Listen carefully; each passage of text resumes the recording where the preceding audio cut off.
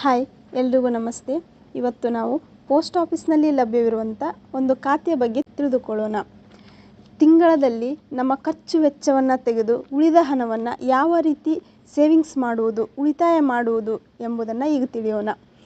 ಈ savings ಮಾಡುವುದಕ್ಕಾಗಿಯೇ post ಆಫೀಸ್ನಲ್ಲಿ RD ರೆಕ್ಯೂರಿಟಿಂಗ್ deposit ಅಂತ ಒಂದು ಖಾತೆ ಲಭ್ಯವಿದೆ.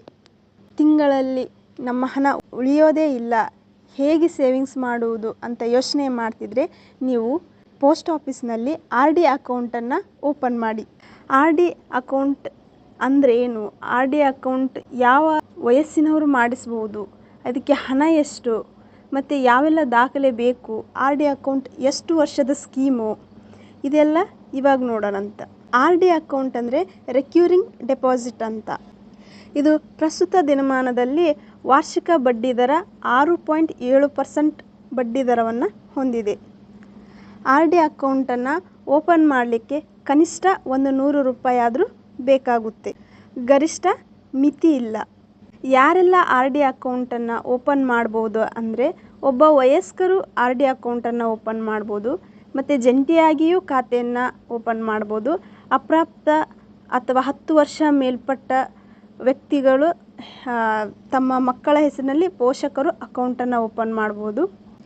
ಇದು RD ಅಕೌಂಟು ಎಷ್ಟು ವರ್ಷದ ಸ್ಕೀಮ್ ಆಗಿರುತ್ತೆ ಅಂದರೆ ಇದು 5 ವರ್ಷದ ಸ್ಕೀಮ್.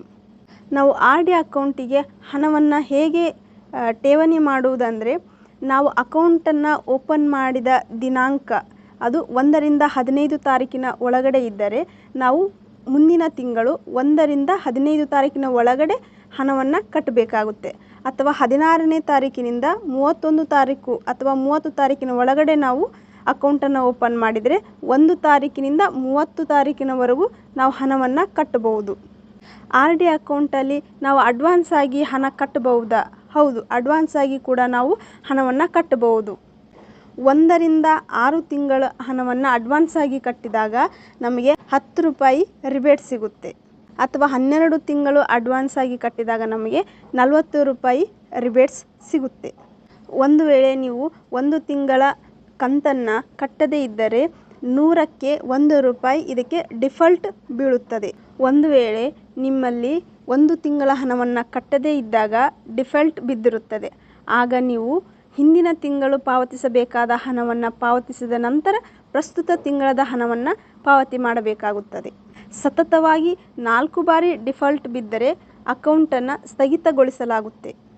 ನಿಮಗೆ ಒಂದು ಪ್ರಶ್ನೆ ಮೂಡಿರಬೇಕು ಅಲ್ವಾ, ಇಷ್ಟೆಲ್ಲ ಹಣ ಕಟ್ಟಿದ ಮೇಲೆ ನಮಗೆ ಆಸ್ಪತ್ರೆಗೆ ಅಥವಾ ಶಿಕ್ಷಣಕ್ಕೆ ಅಥವಾ ಯಾವುದೋ ಒಂದು ಸಮಸ್ಯೆಯಿಂದಾಗಿ ನಮಗೆ ಸಾಲ ಬೇಕಿದ್ದರೆ ಇದು ಸಿಗಬಹುದಾ? ಹೌದು, ನಿಜಕ್ಕೂ RD ಅಕೌಂಟಲ್ಲಿ ನಮಗೆ ಸಾಲದ ಸೌಲಭ್ಯ ಇದೆ. ನಾವು 12 ತಿಂಗಳು ಕಟ್ಟಿದಂಥ ಕಂತು ಅದರಲ್ಲಿ ಎಷ್ಟು ಹಣ ಇರುತ್ತೆ 50% ಅಂದರೆ 50% ನಮಗೆ ಸಾಲ ಸಿಗುತ್ತೆ. ಆದರೆ ಈ ಸಾಲಕ್ಕೆ ಬಡ್ಡಿ ಇರುತ್ತೆ. ಪ್ರಸ್ತುತ RD ಅಕೌಂಟಿಗೆ ಇರುವಂಥ ಬಡ್ಡಿಯನ್ನು ಸೇರಿಸಿ ಪ್ಲಸ್ 2% ಬಡ್ಡಿಯನ್ನು ಸೇರಿಸಿ ಒಟ್ಟಾರೆ ಬಡ್ಡಿಯನ್ನು ಕಟ್ಟಬೇಕಾಗುತ್ತೆ. ಮತ್ತು ಈ ಅಕೌಂಟನ್ನು ಓಪನ್ ಮಾಡಲಿಕ್ಕೆ ಯಾವುದೆಲ್ಲ ಡಾಕ್ಯುಮೆಂಟ್ ಬೇಕಂದರೆ Aadhaar card, PAN card, 2 passport size photo, sign and nomination ಇದು ಕಡ್ಡಾಯವಾಗಿದೆ. ವಿಡಿಯೋ ನೋಡಿದ್ದಕ್ಕಾಗಿ ಧನ್ಯವಾದಗಳು. ನೀವು ಹೀಗೆ ಪೋಸ್ಟ್ ಆಫೀಸ್ ಮಾಹಿತಿಯನ್ನು ತಿಳಿದುಕೊಳ್ಳಲು ನಮ್ಮ ಯೂಟ್ಯೂಬ್ ಚಾನಲ್ ಹೂವಿನ ಲೋಕ 2 ಅನ್ನು ಸಬ್ಸ್ಕ್ರೈಬ್ ಮಾಡಿ.